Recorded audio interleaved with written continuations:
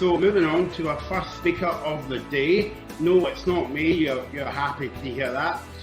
We're going to hear from Charlie McMillan, the CEO for the Scottish Commission for Learning Disabilities. Hi everyone, and welcome to Young Scotland's Got Talent 2020. Many people with learning disabilities want to work and are able to work, but the difficulties they face are in finding a job, getting a job through the interview process, and then keeping that job in terms of the experiences that they have in the workplace. Unfortunately, in Scotland, the number of people with learning disabilities who are in paid employment is shockingly low. We need to do everything we can to help you make sure that we improve that figure and make sure that you're able to secure employment that you want moving forward. Our next speaker is Jordan Allen, who is the Service Quality Director for FERA Scotland. Hi everyone, my name is Jordan Allen and I am the Service Quality Director for FERA Scotland, which involves making sure that the people that we support are happy with the support that they are getting, and they can talk to me if there's something that they're not happy with.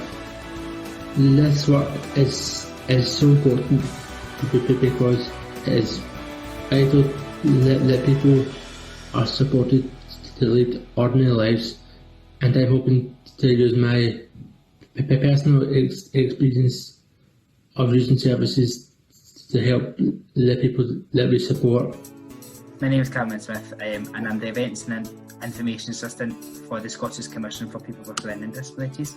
SCLD's vision is very much for a fairer Scotland where people with learning disabilities lead full, safe, loving and equal lives, and that is a big aspiration. It's the voice of people with learning disabilities that shapes Keys to Life and our direction forward. If you look at the figures from the 2011 census, there's 26,349 people in Scotland with a learning disability.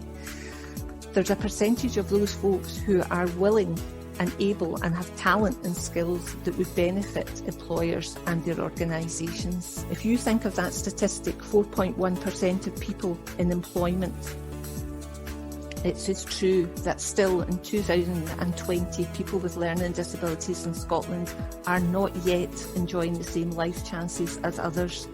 Now I'm going to introduce you informally to Lauren Mackey and Sylvia Wilson from ScotRail, who are going to give us a presentation, and this presentation is specifically about travelling safely on the train right now. The train is one of the most reliable ways for you to get to your work, just because our timetables very rarely change. So if you're turning up to the station to get onto your train each day, it's very likely it's going to be leaving at the same time. So there's less risk or less chance of you missing your train and getting to work late. Now, aware not everybody is able to wear a face covering. This could be due to a medical condition. One of the posters that Sally would see on her travels is ScotRail's 5 rules for safer travel. So rule number 1, don't travel if you feel unwell. So if you don't feel well, or if you have COVID-19 symptoms, do not travel and stay at home. Rule number 2 is to avoid these main commuting times. So we ask you to try not to use the train between 7 and 9 in the morning and 4 and 6:30 in the evening. On to rule 3 now, which is don't board the train if you think it's not safe. Rule number 4 asks that you cover your face and maintain physical distancing. And on to our last rule, and that is be patient. Most seats need to be empty. So ScotRail, we need to keep empty seats on the train, again, to ensure physical distance. And you might need to wait for the next train, or you might need to stand on the train. We hope to see you out on the trains and travelling with us soon. If you do, enjoy your journey. Remember your 5 rules for safer travel.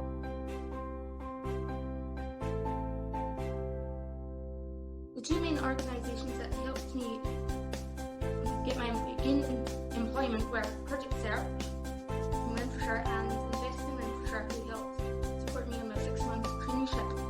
Would you recommend Project Search to people that's watching this interview? Yeah.